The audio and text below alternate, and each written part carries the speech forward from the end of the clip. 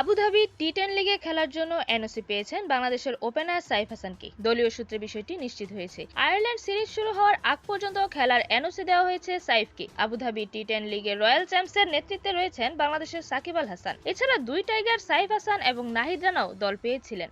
সাইফকে দলে টেনেছে অ্যাসপেন স্ট্যালিয়ন্স। এছাড়াও রানাকে দলে নেয় ভিস্তা রাইডার্স। আগামী ২৭-২৯ নভেম্বর এবং ২ ডিসেম্বর মাঠে গড়াবে বাংলাদেশ এবং আয়ারল্যান্ডের মধ্যকার ৩ ম্যাচের টি20 সিরিজের ৩ ম্যাচ।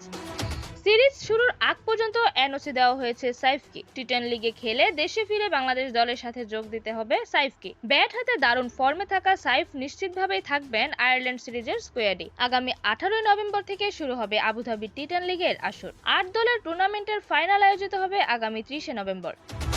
এরকমই নতুন নতুন খেলার আপডেট পেতে অবশ্যই চ্যানেলটি সাবস্ক্রাইব করে রাখুন। ধন্যবাদ। Flavours news.